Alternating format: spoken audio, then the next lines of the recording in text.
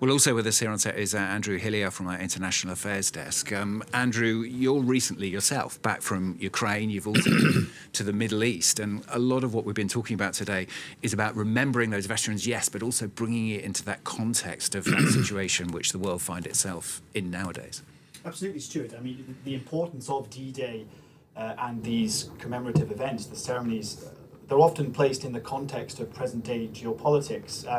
We are living at a time of great upheaval, perhaps some of the greatest upheaval we've seen since the end of the Second World War. That world order that was ushered in after the Second World War is being openly challenged, and perhaps the greatest example of that is Russia's full-scale invasion of Ukraine. There can be absolutely no doubt that the war in Ukraine is hanging over this event.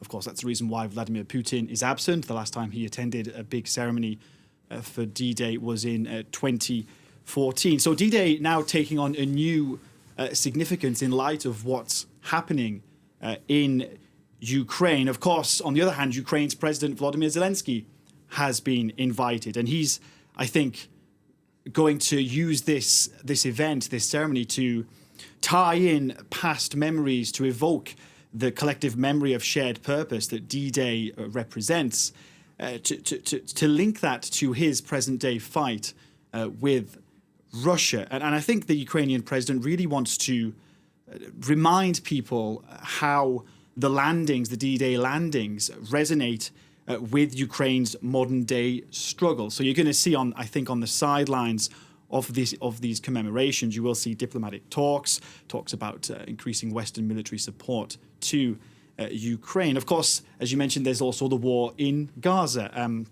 which I've covered, the turmoil in the Middle East, divisions within Western countries over how to respond to Israel's war in Gaza and the consequences for the civilian population. So I think the key point I'd like to make here is that this event, it's not just, especially for the world leaders who are present, it's not just an exercise in nostalgia. It's an opportunity for them, for the world leaders present, I think, to remind people of the transatlantic alliance, perhaps D-Day, one of the greatest symbols of that alliance. A reminder perhaps for European leaders too, with the US presidential election campaign, that the days when the US always had Europe's back, those days can't be taken for granted, and they may even be numbered.